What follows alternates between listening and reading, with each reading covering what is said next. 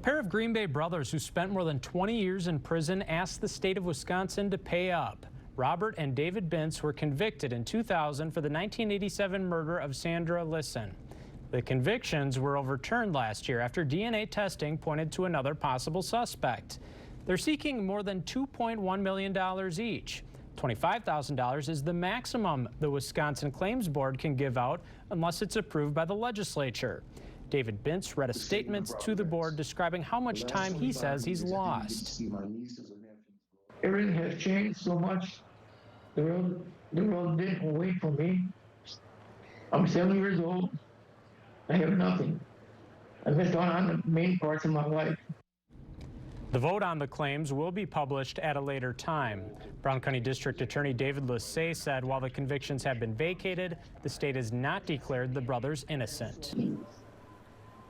The statement of Robert Bintz. The last 25 years, I didn't get to see my nieces or nephews grow up and couldn't be there for them. I missed a lot of their birthdays and couldn't make any memories with my family. I wasn't there to say goodbye to my mom when she passed away.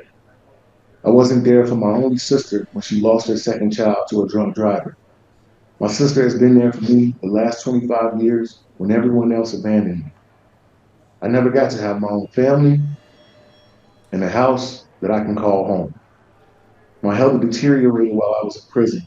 I had minor health issues before I got locked up. My privacy has been robbed from me the last 25 years and was replaced by stress and anxiety. I loved traveling the states, had many more trips I wanted to do. I missed all the simple things in life that makes life beautiful. I kept my faith for the last 25 years. Here I am as an old man, released into a world I no longer know, and I'm still adjusting. I am very thankful for my attorneys to fight for my innocence, so now I can enjoy what life I have left with my family. Now, David, if you want to read it, if not, I can help you. All right, I'll try to read it. I'm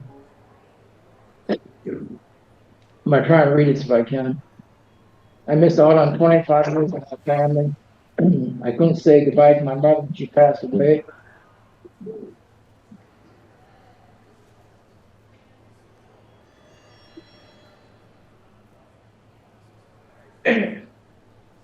I wasn't there for my sister when her daughter was killed by a drunk driver. I never got to see my daughter, my granddaughters grow up, and great-granddaughter. Now I deal with anxiety, stress, mental health. Now I feel like I don't fit in. Okay, Dave.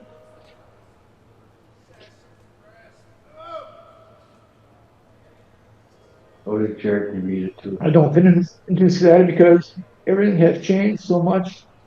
The world didn't wait for me. I'm 7 years old. I have nothing. I missed out on the main parts of my life. I was forced to trade 25 years.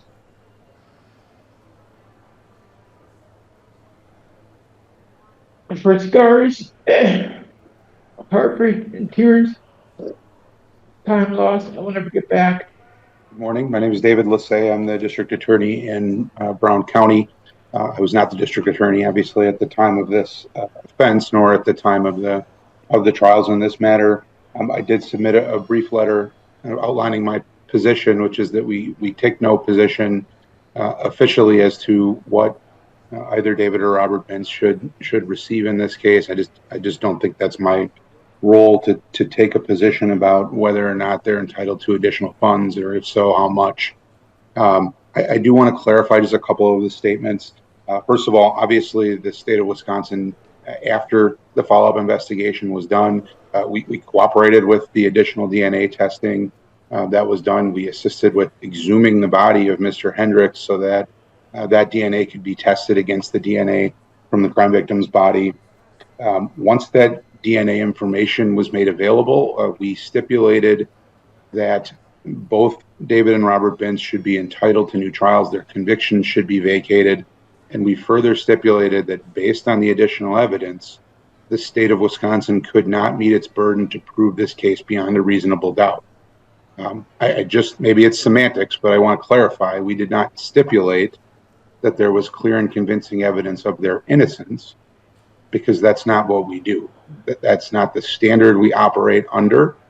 And I have some concerns about the affirmative statements that William Hendricks committed this offense, particularly when we operate in a court of law. When these attorneys operate in a court of law, they know what the standards are. Mr. Hendricks was not investigated. His name did not appear in any of the discovery materials. I don't know that that's a fault of investigators. There was no tie to Mr. Hendricks and this crime at the time. I think the suggestion that the state should find every sex offender in Brown County and go interview them and conduct an investigation and find out whether or not they were involved in this crime, that's a little far-fetched in terms of how the investigation should have proceeded at the time. But I will affirmatively state, I don't believe Mr. Hendricks' name appeared anywhere in the discovery materials at all, meaning he wasn't interviewed. His name didn't come up from any of the parties who were interviewed. I don't think that Mr. Bintz, Robert, or David were immediately the target, and the investigation stopped right there. They were talked to very early on in this investigation, right after the death happened. They made statements. They admitted the information about being upset with Ms. Lison, and then the investigation moved on, and they were not charged until 12 years after the death of Ms. Lison, and that was based on statements that were made by David. And there's a confession from David. There's also statements that David made to other inmates in prison, which is what prompted the investigators to come back and interview him. So that didn't happen in a vacuum. And again, I take issue with the notion of the statement being coerced.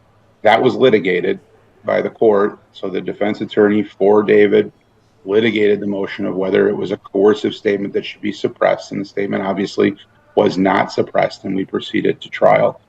There was a jury trial and a court trial in which both of these gentlemen were convicted, knowing that their DNA excluded them from the scene.